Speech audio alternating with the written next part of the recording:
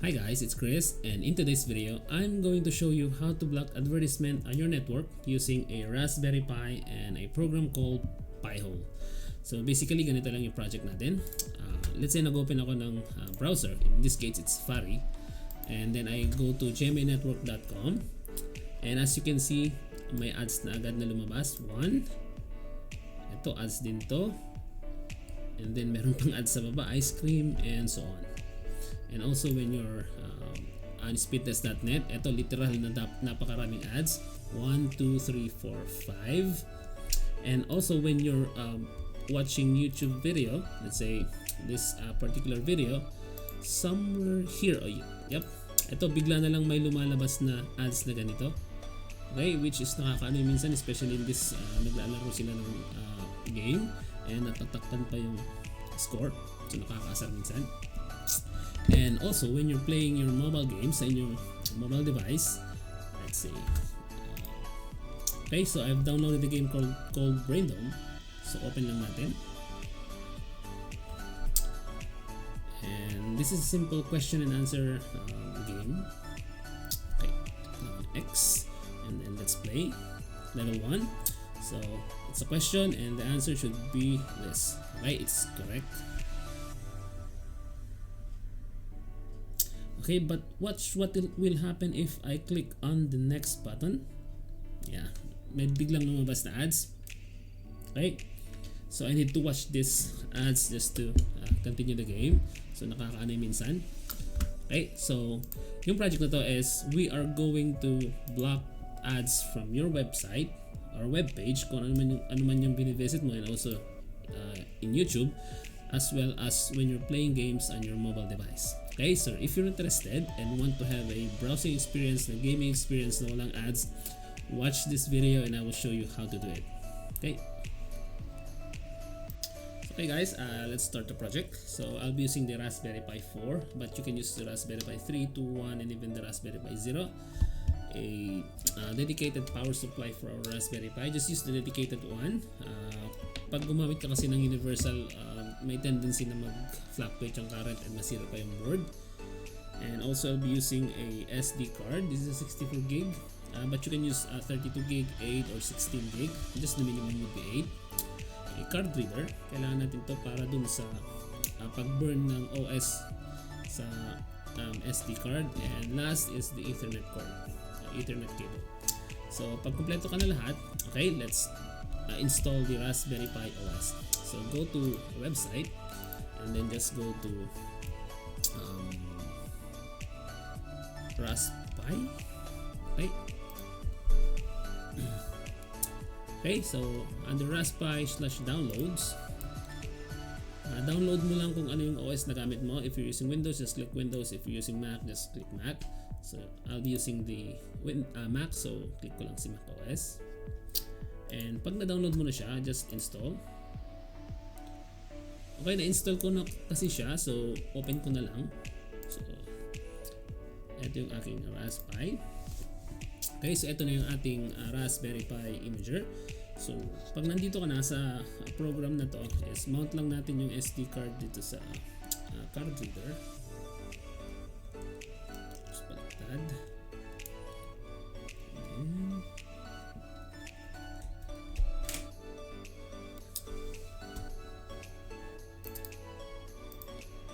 Okay, so ito na yung aking Raspberry SD card. So ang unang ginagawa ko palagi is that I will just erase everything from the SD card just to make sure na walang laman. Okay, so ang gagawin natin is go to erase and then choose the SD card. Be careful kung may nakasaksak pang ibang storage sa inyong computer. So I'll be using this and then just click right and then yes. Ito mabilis lang, as you can see. Okay, so it's now formatted. So after na format and sigurado ka ng walang laman, click again this and we are going to install now a Raspbian or Raspberry Pi OS. Merong dalawang klase ng Raspberry Pi OS. We have the light version and the full version. Pag sinabi mong full version, ito yung complete desktop package. Okay, lagyan mo lang siya ng monitor, mouse, and keyboard and good to go. Computer na siya. Yung light version naman is wala siyang graphical user interface, pure block. Terminal based siya, which is yun yung gagamitin natin. Okay? Kasi once this project is finished, hindi na natin kailangan lagyan ng monitor, keyboard, or mouse.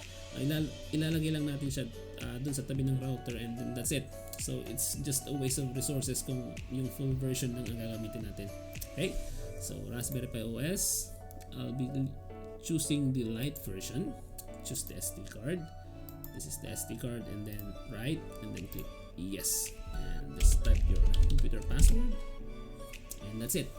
So ang ginagawa nito is ibinaburn niya or ini-install niya yung Raspberry Pi OS sa ating SD card. Okay, so ito medyo matagal depending on the speed of your internet as well as yung card na gagamitin mo. I think mine is class 10.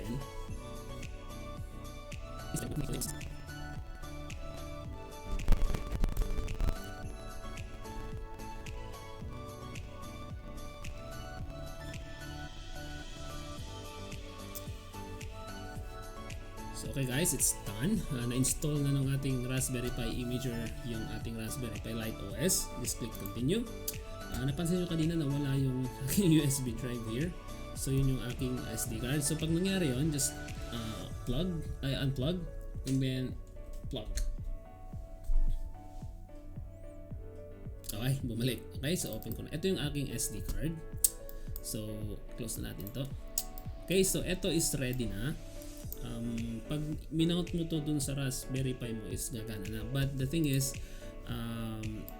kailangan nating kailangan nating i-install or i-activate yung SSH feature ng ating Raspberry Pi. SSH is meaning it's a secure shell connection between a server and a client.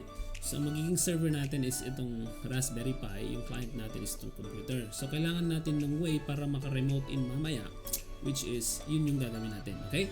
So i-activate natin yung SSH nitong Raspberry Pi. Ang gagawin mo lang is just create a file. Let's say right click. Wala. Okay, I'll just copy one file. Next this one. Command C, Command V. So ito na yun. And just rename it to SSH. Click OK. Okay, take note, this is still a text document. So hindi yung text document yung kailangan ko. Ang kailangan ko lang is yung SSH. So get info. As you can see, the actual name is ssh.txt, which is tatanggalin ko yung txt. And then just remove. So eto na yun. Okay? Ganun din sa Windows. If you're using Windows, just create a document na ang tawag is SSH. Just remove the extension. Okay? So ang gamit nito is that once this one is loaded to the Raspberry Pi, and then i-scan niya tong file system niya, and pag may nakita siyang SSH, i-activate niya automatically yung secure shell niya, SSH. Okay? So pwede tayong mag-remote in. Pag wala ito, kailangan mo nang lagyan siya ng monitor and mouse and keyboard. Hindi ka makaka-remote in. Okay? So ito is okay na. And just check. Okay. So once it's done, tanggalin mo siya sa SD card reader, and then i-mount na natin sa ating Raspberry Pi. Okay? And then i-plug ko lang siya sa ating router.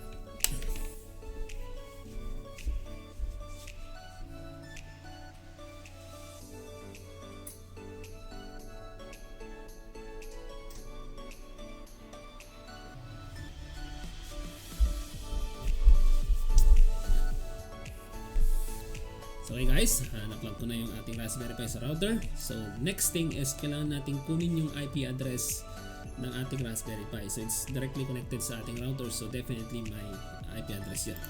And if you're using Windows, you can download a program called IP Scanner. This one. So install mo lang to and then just run. It will just scan for any device connected sa network. Wala kasi siyang pang Mac. Okay?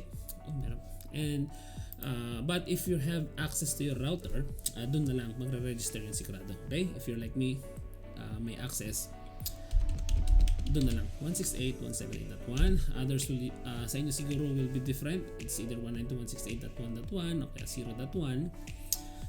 Tingnan nyo na lang sa likod ng inyong router. Sigurado nandun yan. Okay? And then login lang tayo. So ito yung aking router. As you can see, may nag-register na isa. It's a Raspberry Pi connected via LAN. So kunin ko lang yung kanyang IP address, then network.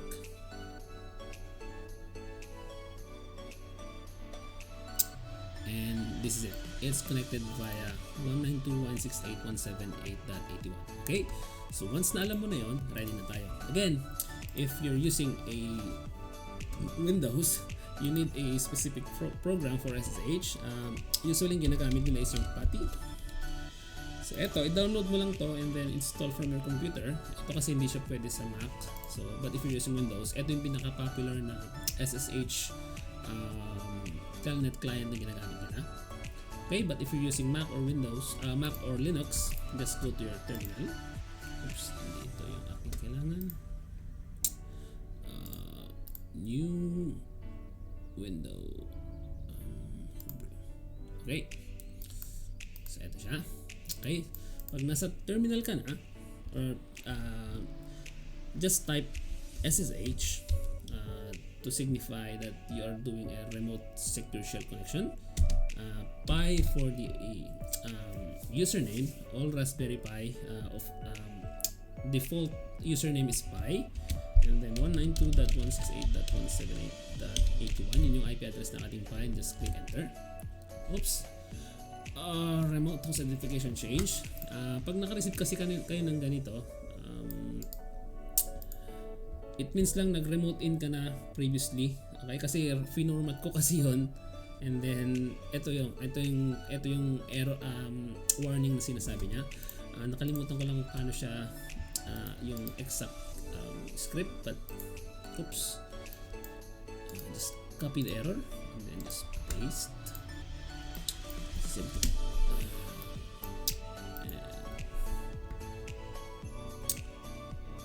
Kunti lang yan. Okay, ito lang siya. Sorry guys, kasi nag-remote in ako kanina. Ito yung features ng Mac. Alam niya kung nag-remote in ka previously. Okay, so copy ko lang to. SSH-pgen-r and the IP address is 192.168.178.81. Okay, it's done. Okay, so once it's done, balik ko ulit. SSH pi 192.168.178.81. Just click enter and then just type yes and the password. So in every Raspberry Pi installation, palagi username is Pi and the password is Raspberry, and I'm in. Okay, so eto na yung loob ng ating Raspberry Pi. If you're uncertain or hindi ka sure, just type ifconfig just to check the IP address. IF for any Mac or Linux distribution. Ito yun, 192.168.178.81. That is my Raspberry Pi. So clearly, ito na yung ating nakakonect na tayo doon. Okay? So once it's done, so in every Raspberry Pi installation, ang unang ginagawa nila is to update and then upgrade the system. Okay? So ganito lang yung way on how to update. Sudo or super user do, it means I'm the owner, I'm the administrator of this device or machine. I execute any script after sudo. Okay, so apt-get update to update the system, and then just concatenate sudo apt-get upgrade, and then plug lang tayo ng -y kasi throughout the upgrade process meron siyang tatanungin yes or no, and definitely you will be choosing the yes. So -y meaning pag may decision doon, just say yes.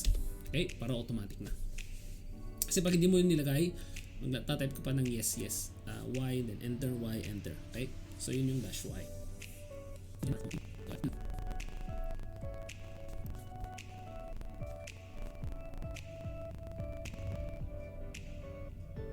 Okay, it's done. So na-update na natin yung Raspberry Pi and upgrade na natin. So clear ko lang.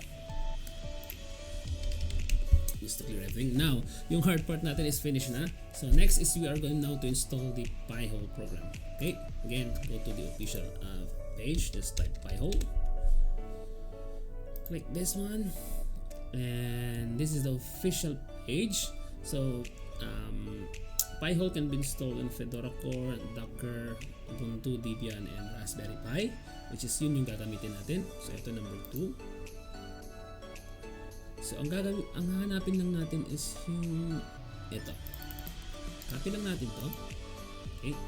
And then go back to your SSH connection. Just paste. And that's it. Ganun lang mag-install. Okay. Ang ginagawa is pinupull niya yung mga packages installer sa internet. So then ini-install lang. So ganun lang kadali mag-install sa Linux o kaya any Linux distribution I should say.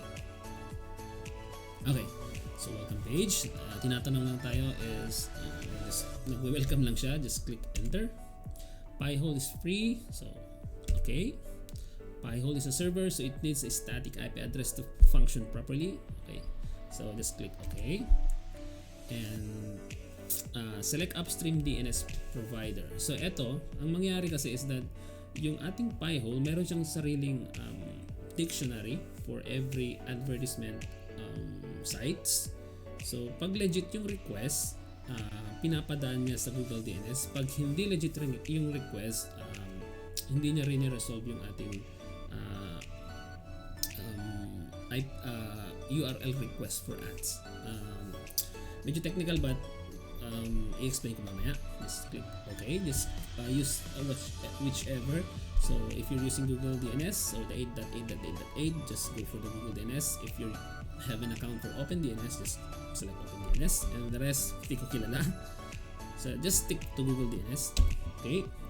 So ito yung sinasabi kong third party block ads list. So sila yung meron yung mga list ng mga advertisement sites nasa kanya. So, okay? So ang gagawin niya is ina-match lang niya. Pag nasa kanya, iba-block niya. Pag wala, inaalam niya. Okay? And okay. And ito yung aking IP address. Just click yes. So pretty much ano lang default lang palagi. Okay? Okay. And admin interface, definitely. Web server, definitely. And then just click tab, then okay, and we need to show everything, and ganun lang. Okay, minimize ko lang to.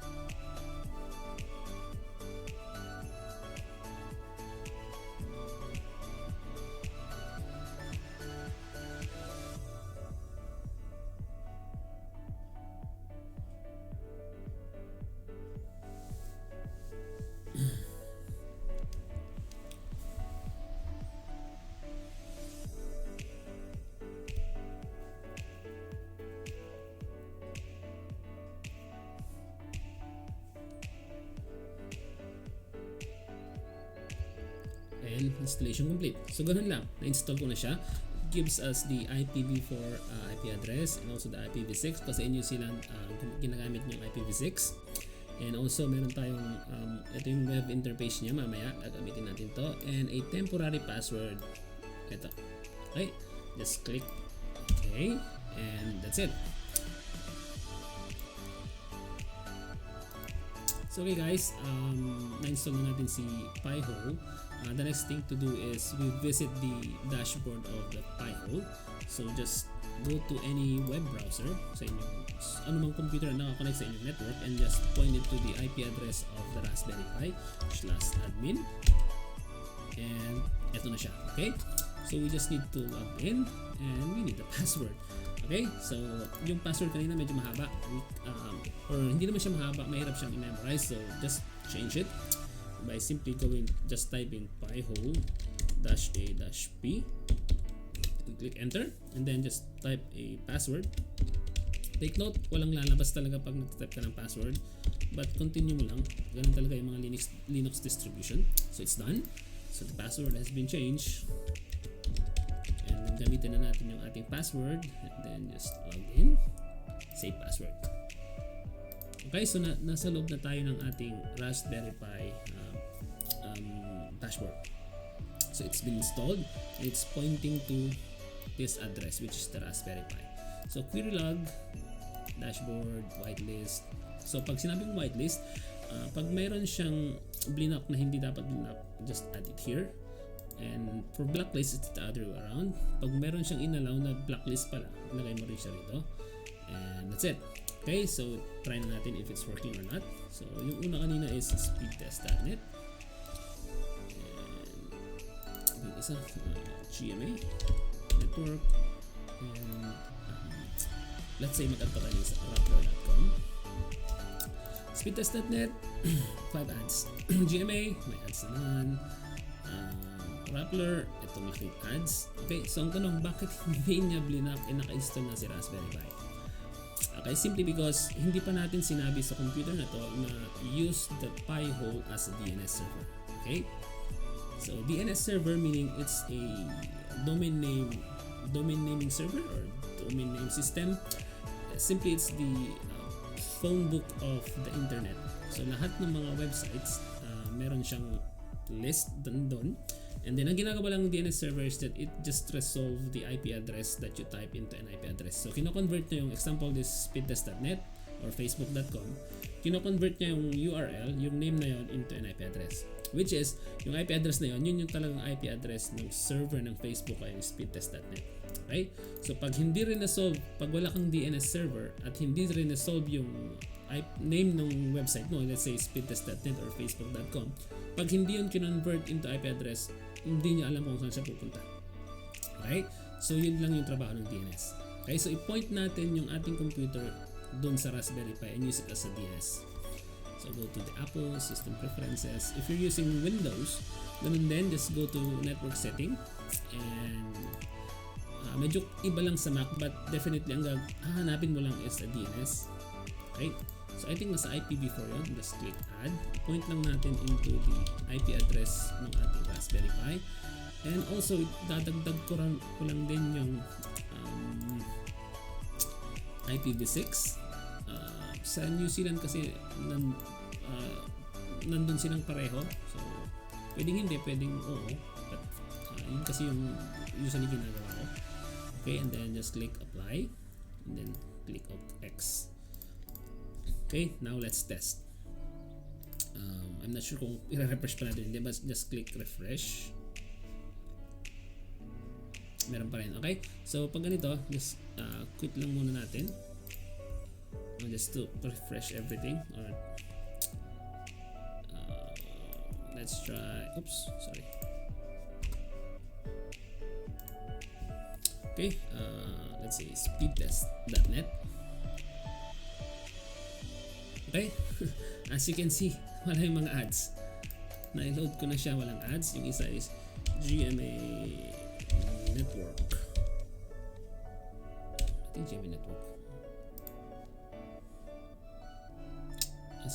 As you can see, wala yung ads na nandito.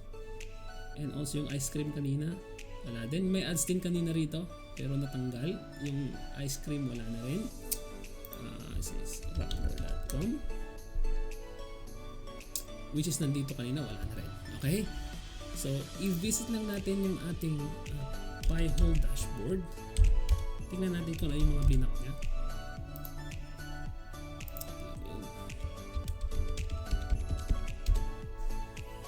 Query log. Okay, as you can see, may green. Ibig sabihin ng green, it's a legitimate request. Pag red, hindi siya legitimate. So, status. Okay, as you can see, marami rin siyang blinak, marami hindi. As you can see, this one is my this computer. So, si session.bugs.com, this is an ad. So, napansin or nakita ni PiHole na ads to, kaya blinak niya. Okay? So, ganun yun. At behind the scene, yung ating mga browser, nagsisend yan ng different requests all over the internet. Okay? So, ganun yun. Let's say, YouTube. Okay? Try natin si YouTube. Si YouTube kasi medyo kakaiba. Gusto ko sana siyang i-block yung mismong nagpo-pop up na ads, pero mahirap. But let's see if gagana siya sa youtube.com. Yung maraming views. Ito. So far walang ads.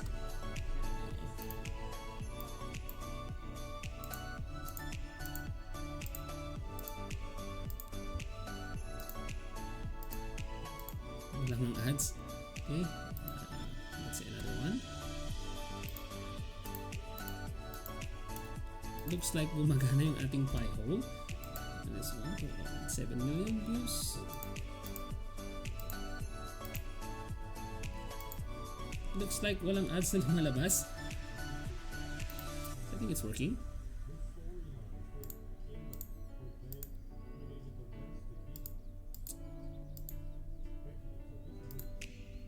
Mukhang gumagana yung ating PiHole. Walang ads na lumalabas.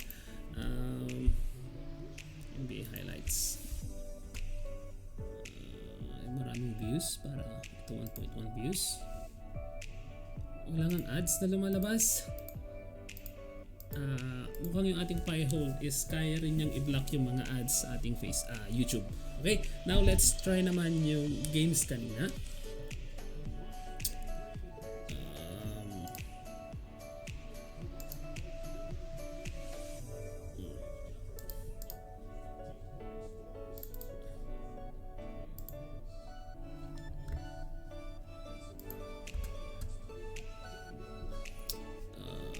Minimize ko lang to.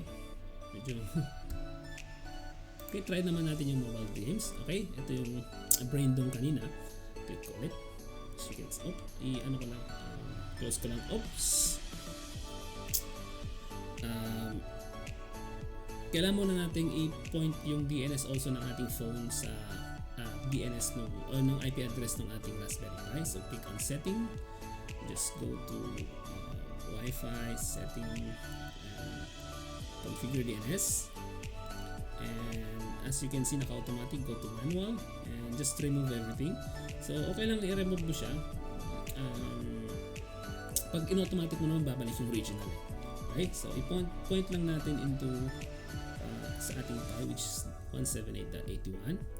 Hindi ko na ilalagay yung IPv6. Let's see if gagana. Okay, so once it's done, okay, balik tayo kay Brain Dome. Hopefully, wala na tayong ads. Hopefully.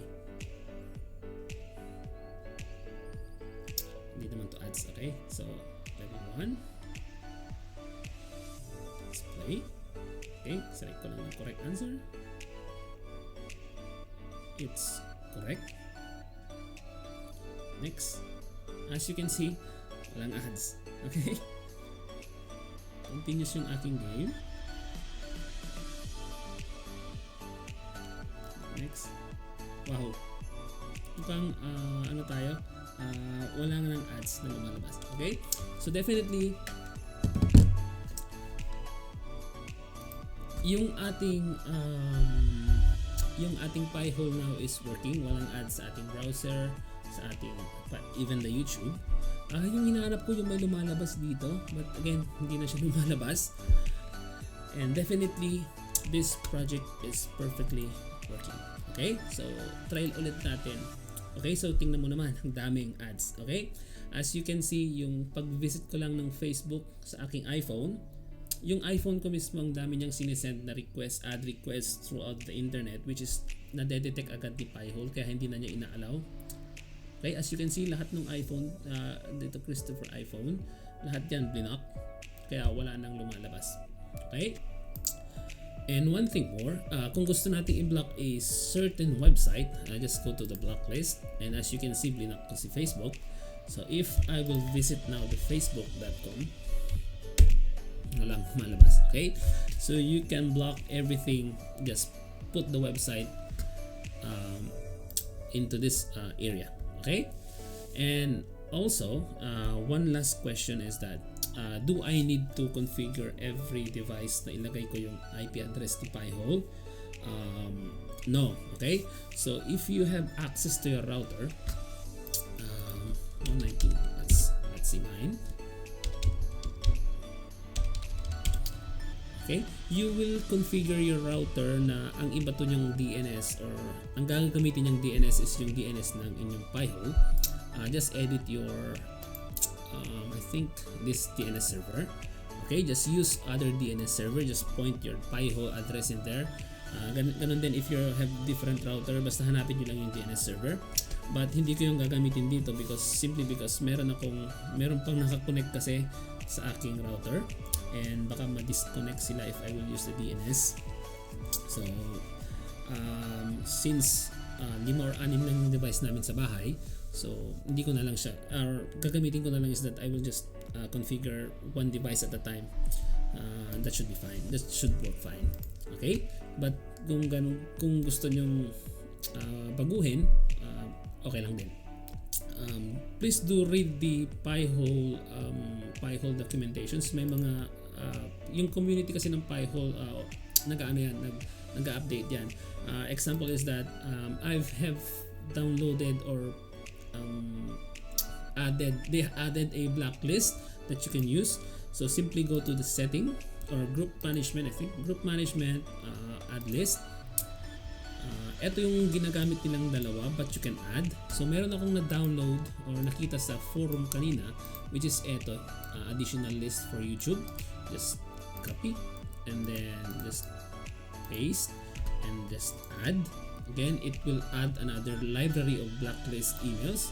Kasi si YouTube medyo marami kasi siyang, or continuous kasi nag-change yung kanyang IP address. So ito yung bagong list. Okay? So just paste and then add. So meron ka ng 4 na kumbaga library for all blacklist. And in order for this one to take effect, kailangan mong i-execute yung command na to, PiHole-G. Okay? So ang ginagawa lang niya is that i-compile niya into a single file and it's been enabled. Okay? So for sure, marami na siyang iba-block or yung mga incoming or yung mga bagong URL or IP address for YouTube, binablock niya. Okay? Okay, so ganun lang. So this is a very good project sa inyong bahay. Again guys, this is Chris. If you like this video tutorial, please do like, share, and subscribe. And next week I will be doing again another project, and hope to see you again next week. Okay, thanks.